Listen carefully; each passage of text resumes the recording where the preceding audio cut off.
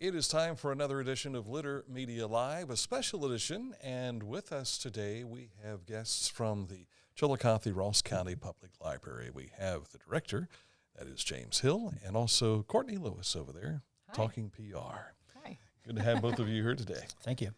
Coming up in just a moment, we're going to talk all things library. So we'll share some details with you. And, of course, if you've seen the bee driving around Ross County, we'll touch on that as well. And if you don't want to know what I'm talking about, well, you're going to learn coming up in just a bit. Right after these words from our friends at Rathcam Financial. At Rathcam Financial, we offer customized investment solutions and superior client service. We believe in long-term relationships and working to earn your continued trust. Our greatest satisfaction comes from working with clients for many years and helping them realize their dreams. Once again, James Hill and Courtney Lewis with us from the Chillicothe Ross County Public Library, which is, 9 total or thereabouts? We do have 9 locations, including 3 in town and then 6 out in the county. Yeah, and that one on wheels. And the one on wheels, which does operate as a full-fledged branch of the library. Much smaller collection, rotating collection, of course. But if you're looking for something specific and the bookmobile staff know that's what you're looking for, they can make sure it's on there. Mm-hmm. You've got something coming up next week, and there's been renovation done and everything, almost brand spanking new. So the Kingston building, this was a project we started before the pandemic. Remember those days. It took a long time to get the project finished, and it's been open now for almost a year, but we were waiting on some final pieces with outdoor space and landscape. The outdoor programming space at this building is as big as the indoor space. So we have a huge area. Immediately to the right of that is the old high school. And so this building was built in the 70s or maybe 80s, I don't remember the exact date, as a music room for the high school. So most recently it's been a church, and then we bought it a few years ago and completely gutted it and turned it into a public library. So it's a nice space, has a meeting room, which is unusual for Kingston. There's no other public meeting rooms available. And then, like I said, the outdoor space, we have tables and native plants and just a really nice space to be outside and enjoy the weather. They'll be happy about that because, let's face it, Kingston, if you're not at like the tavern or something like that, there's no place to meet. Right. And of course, we leave the Wi-Fi on at our buildings 24 hours a day, 7 days a week. So even if the library is closed, you can still enjoy the picnic tables and use your computer or do whatever work you need to do. Yeah. Some of this, your appearance here was sparked due to the fact there's some changes coming to the Huntington area. And so you've been there, 9 years now? Coming up on 9 years, and we initially, when that building opened, we were a part of the high school library. The high school library was still there, and we sort of had a corner of it. And then over the years, as we've grown into that space, we've taken over the whole area. So in 2018, we did a renovation of that space, and since then has been just entirely our books and our furniture and things like that. Yeah. But yeah, you're right. At the end of this month, we're losing our lease and leaving that location at the end of the school year. And now, of course, you're trying to figure out what to do to help that area. We are. You mentioned the bookmobile, and that's one of the things we're going to be doing is still trying to provide some service to the Huntington Township area. We're going from about 20 hours a week of public service to 3.5 hours a month or something like that. So it's going to be significantly pared down, but we will still have a presence in the area for now. James, you've been involved with the library since 2015, 16? 2016, February 2016. I recall meeting you when you came to town. Right. Courtney, of course, you've been around doing other things. You were one of the first parts of the downtown renovation and everything. Sure. And revitalization, and now you're with the library. I am, yeah. I've been there about six months now. Yeah? Yeah, it's going great. I love it. I've always used the library. Public library is great and always been a part of my life. So being able to work for it and promote their services and resources is like the best thing. Yeah. It's great. It was a get for us also. Yeah. Just a little tiny get, right? If you missed any of that, and go back and take a look at their Facebook page because we were talking about your April Fool's joke about renting goats. Yeah, we don't have goats. I apologize. It is something, though, that maybe we'll consider. I don't know. I don't know how we would do it. We don't have goats, but we do have bicycles and guitars and sleds, and you don't need a sled this time of year, but we have a whole bunch of stuff that you can check out. Metal detectors. Yeah. We call it our Beyond Books collection. Uh-huh. Now you've got more renovation that's being done, and you're talking about the annex, right? We are working on doing some renovation at the annex, hopefully over the summer, hopefully be done this year. One of the big issues is, the library purchased that building several years ago, didn't really move into it until 2008, and then did some work at the time. And over the years, we've sort of outgrown the space we have. We need more office space. We need more, the outreach department, for example, where we were saying earlier, when I started at the library in 2016, we had an outreach department of one person. Now we have 3 full-time people and a bookmobile, and then 2 book lockers out in the county. We're adding 2 more book lockers. So that department has just grown a lot. And so they're going to have their own dedicated space and their own dedicated shelving. So right now when they're they have a small collection, but when they need something they're pulling from all the other libraries, they'll have their own collection. So if you call up and say, hey, can you bring out the new James Patterson, they'll have that own collection without having to go to another building to pull it. Very nice. Yeah. I guess some people might say, oh, you're just running out of space because you're collecting all this stuff. But it tells me that you're growing. Yeah. And if you're growing, you're progressing. Right. So the book lockers, for example, that's an area that a lot of public libraries have gotten into. And for a county like Ross County that is so big and has so much rural area, it really makes sense for us because it's an opportunity for us to provide service to parts of the county that do not have a freestanding library. So I don't know if you're familiar with like the Amazon boxes you see around, but it's very similar to that. There's a screen, or it's like the what are they called, red boxes? Yeah. You rent a video. Yeah. There's a computer screen. You go on the app or on the website and reserve a book and say you want to pick it up in Clarksburg, which is one of our active book locker sites. You go to Clarksburg to the book locker, you scan your card, and your locker pops open, and that's your book. And then there's a book drop there too, so you can also return the book when you're done, or other materials. But it's also a 24/7 hotspot, so anytime you can stop by Clarksburg and by the village office and use the Wi-Fi. Very nice. Yeah. We like that.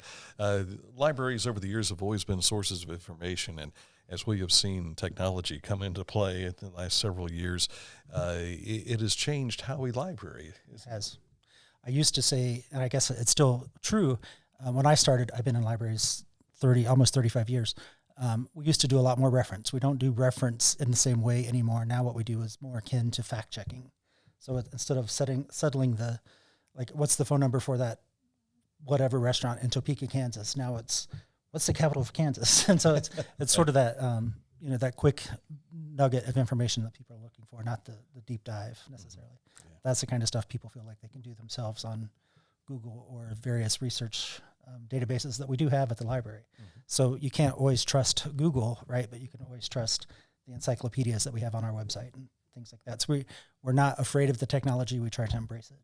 Had I known in 1991 when we were purchasing the Encyclopedia Britannica set for my son that Google was going to come along, we wouldn't have spent $1,600 on that. That's good sets, though. They are good sets, and I still use them today, Maybe some outdated information. Yes, and not as doorstops or anything like that either.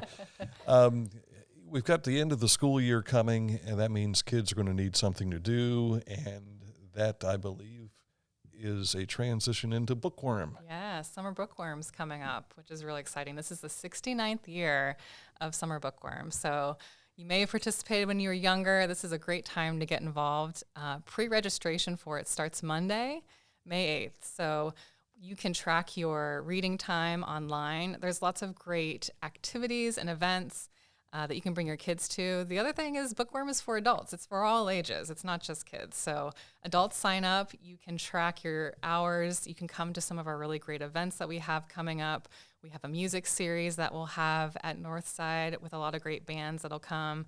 Just really, really great. The whole programming staff has put together, they work so hard on this all year, and to come up with all these different activities and events that are going to be going on. It's a really great opportunity to not only just read and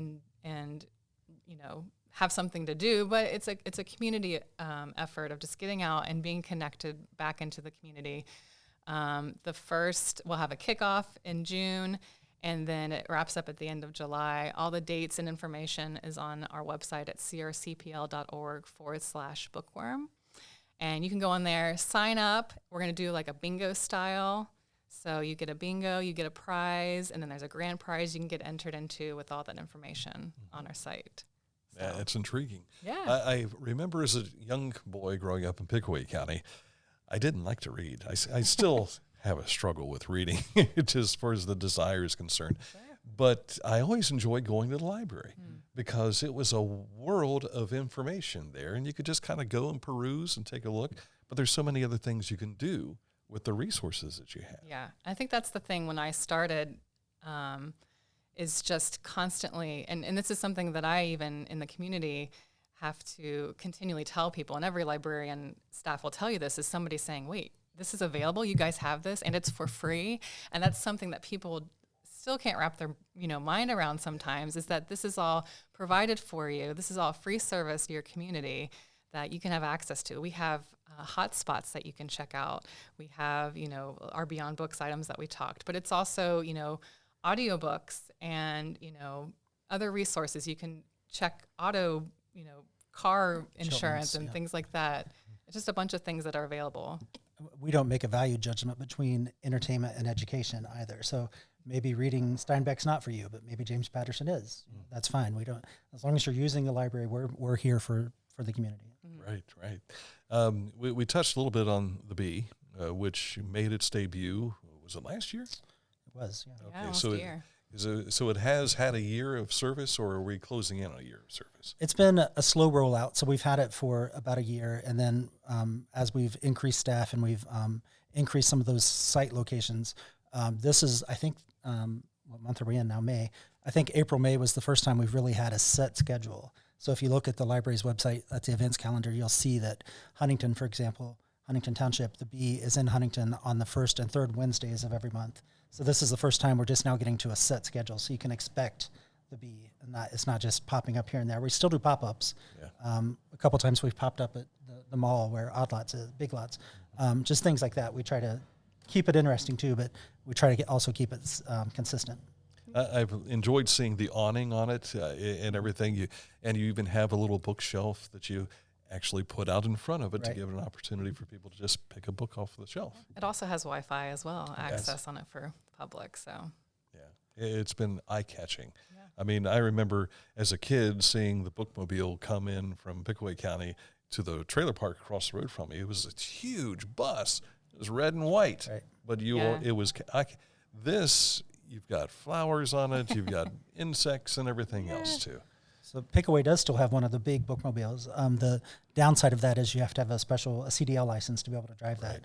Ours is a Sprinter van, basically. So it's just a regular driver's license, but it's bigger than, the Ford Econoline. It's a little bit bigger than that, but not huge. I do remember stepping in it the first time. I thought, wait a second, this is huge. Yeah, it is. Yeah. And the nice thing about a modern bookmobile is all of the shelves, for the most part, are on wheels. So they can take those carts off and put on new carts and have a brand new collection in 5 minutes. Oh, fantastic. We're also planning to have it out at the Ross County Fair this year, and doing some story times at the bandstand. So people will be able to come out, check out a book, and access it throughout the time at the fair. So that's exciting. Yeah. How are story times these days? I don't remember as a kid them as much, but I recall when my son was an elementary student, who is going to be 40 this year, I remember getting to read to his class and what that was like for not only me reading to them, but the kids reacting to what they were hearing. Yeah. So we still do a lot of story times, everything from a lap sit program, so maybe for a baby, literally a baby, all the way up to school age and the summer reading programs that we do. And there's always a variety of things. I was just working with one of the children's librarians at Northside to bring in some student athletes. So we're trying to get the younger adults, I guess, to come in and read to the younger kids, just to sort of tie in those ages and make it somewhat interesting. Here's a football player reading to me. It's not just a parent or the librarian, to try to mix it up a little bit. Right. We're also offering, we did a bilingual story time offering with Spanish. We also have one that was sensory friendly. So reaching out to neurodivergent children to be around a comfortable space that parents feel comfortable to bring them to, knowing that it's not going to be loud or, comfortable letting them act the way that they might behave. So having one of those sensory story times is also, we're trying to expand it into different areas like that. Yeah. You always have events every month. You've got a new calendar. All that is available that people can see as well. Anything that we have missed that you wanted to make sure we addressed before we put a wrap on things? I will say we talked about the outdoor space at Kingston. We've also added some outdoor space at the Northside location and at the Annex on 5th Street. If you get a chance to stop by, there's a great outdoor area at Northside that includes outdoor musical instruments and a reading bench and other things. And then at the Annex on 5th Street, we've added an outdoor enrichment garden. It's not a playground. There's no swing equipment and stuff like that, but there are rocks and beams and things that you can just play on and run on and just have fun. It's unstructured play. Yeah, and I have to note to your main location there with the bus stop and all the neat changes you've made there have been fantastic for the area. Yeah, that's a direct partnership with the transit. We have a lot of community partners, but that one with the transit department has worked out really well. Yeah, I was on a video project with the transit system, and that was part of their focus, and it was cool to be able to be right there and see the bus come in and do their job, and then of course the go trolley around the next way. Trolley on the weekend starts and stops at the main library. Yeah, so there's multiple reasons to go to the library, and they've got multiple reasons to bring you to the library. So if you want to learn more, go to your website, which again is CRCPL.org. That is just, remember, Chillicothe Ross County Public Library .org. James, Courtney, thank you so much for stopping in. Thank you. Thank you. Thanks for having us. Sure thing. And thank you for watching here on Litter Media Live. Don't forget to share this. If you come across this and you've met it partway through during the live, it will regenerate and be right there for you to see again on demand here on our Facebook channel. Thanks again for watching Litter Media Live.